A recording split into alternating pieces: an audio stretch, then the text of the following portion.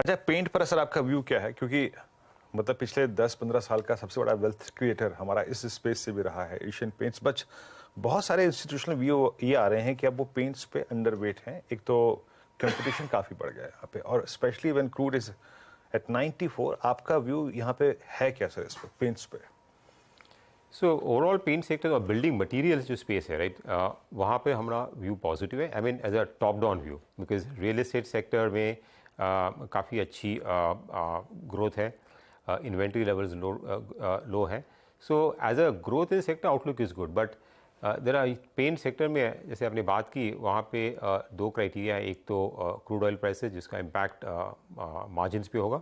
तो recent rally देखिए crude में हम लोग ने अराउंड $80 से ऑलमोस्ट $100 के आसपास पहुँच गया, $95। तो वहाँ पे मार्जिन प्रेशर हो सकता है। और मोर इम्पॉर्टेंटली आई थिंक ये स्पेस में थोड़ी कॉम्पिटिटिव इंटेंसिटी बढ़ने की अपेक्षा है, बिकॉज एक लार्ज प्लेयर ये मार्केट में आ रहा है। तो इसके कारण थोड़ी सी नर्वसनेस है कि क्या इम्पैक्ट होगा मार्केट शेयर में और मार्जिन्स में। तो इसके कारण हमारा व्यू सेक्टर पे इतना पॉजिटिव नहीं है। हालांकि building materials as a category जो है वहाँ पे हम लोग पॉजिटिव है। तो देखेंगे कि नेक्स्ट 6 महीने में और 1 साल में ये कॉम्पिटिटिव लैंडस्केप कहाँ पे सेटल डाउन होता है, उसके बाद उसकी सेक्टर के ऊपर व्यू कर ले सकते हैं। हालांकि ये सेक्टर अच्छा ही है। आई मीन ओवरऑल कंपनीज़ की जो रिटर्न रेशियोज़ है, कैश फ्लो जनरेशन है, वो काफ़ी बेहतर है। तो कोई भी करेक्शन आती है तो देख के आई थिंक ये सेक्टर में ऑब्वियसली देखना चाहिए। वैल्यूएशंस काफ़ी महंगे हो गए थे सेक्टर में, बिकॉज उनका runway of growth was very good.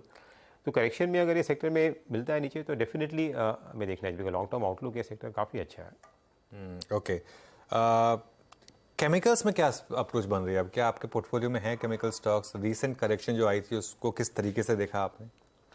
So chemical sector last 1 साल में काफ़ी अभी कंसोलिडेट किया है और स्टॉक्स इतने चले नहीं हैं, उसके पहले काफ़ी चले थे। सो केमिकल सेक्टर में एक तो शॉर्ट टर्म व्यू और एक लॉन्ग टर्म व्यू, राइट। तो शॉर्ट टर्म में लास्ट कुछ 6 महीने से देखा कि लास्ट ईयर जो डिमांड की अपेक्षा थी उसके कारण काफ़ी प्रोडक्शन हुआ था, तो इन्वेंट्री काफ़ी बिल्डअप हुई थी सिस्टम में। और चाइना में भी जब ये ओपन हुआ राइट, तो वहाँ पे प्रोडक्शन चालू हुआ। तो अभी जो फेज़ चल रहा है यहाँ पे एक इन्वेंट्री डीस्टॉकिंग जो बोलते हैं ना, इन्वेंट्री करेक्शन फेज़, और इसलिए वॉल्यूम ग्रोथ थोड़ी वीक है। और इससे कारण हमने देखा है कि केमिकल कंपनीज़ में कुछ कंसोलिडेशन है। बट आई थिंक एक दो क्वार्टर का फिनोमेनन है। जो सिस्टम में जो एक्सेस इन्वेंट्री है वो करेक्ट हो जाएगी। और structurally I think chemical, speciality chemical specially जो है, नॉट कमोडिटीज राइट, इसमें दो कैटेगरीज है।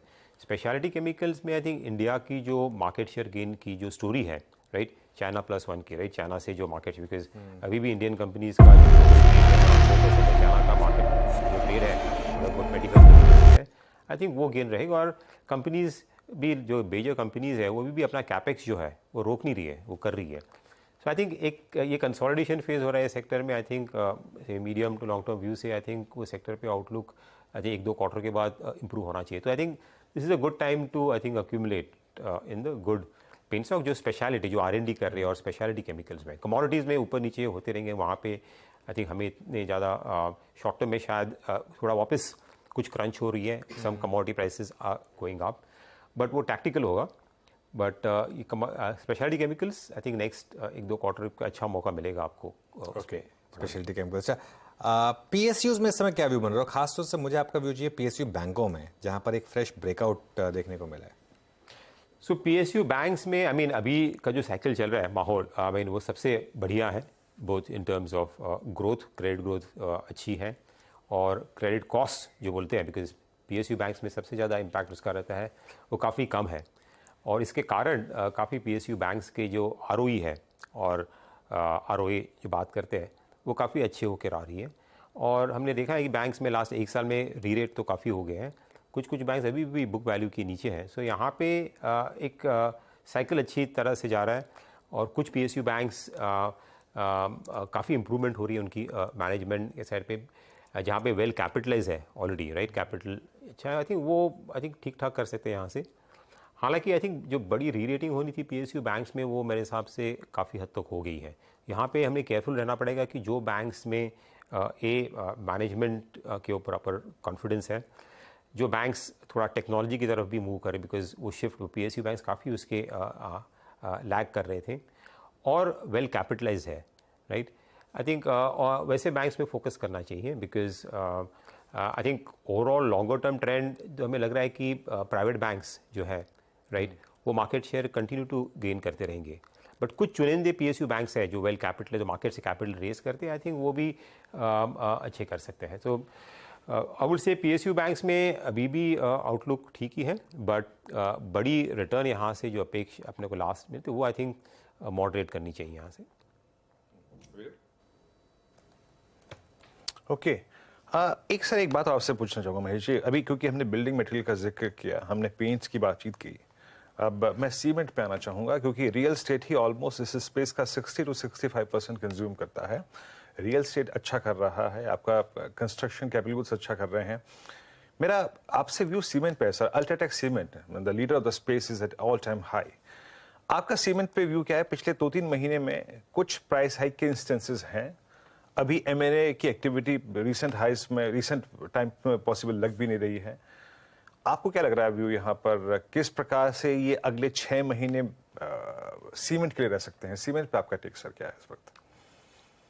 तो सीमेंट सेक्टर में अभी जो न्यूज़ फ्लो जो है थोड़ी इम्प्रूव हो रही है। एक तो दो तरफ से सीमेंट पर, एक तो वॉल्यूम ग्रोथ है राइट। सो वॉल्यूम ग्रोथ काफ़ी अच्छी है, डबल डिजिट में है, 10% के ऊपर है। I mean after a long time, बहुत सालों के बाद देखा है कि हमने 2 साल में सीमेंट की जो वॉल्यूम ग्रोथ है डबल डिजिट में हो रही है।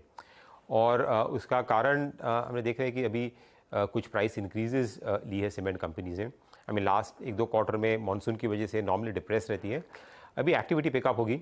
और स्पेशली जो गवर्नमेंट प्रोजेक्ट्स है, आई मीन इलेक्शन के पहले हमें उसमें काफ़ी तेज़ी दिखती है एग्जीक्यूशन में, वो काफ़ी प्रोजेक्ट्स कंप्लीट करने की कोशिश करते हैं।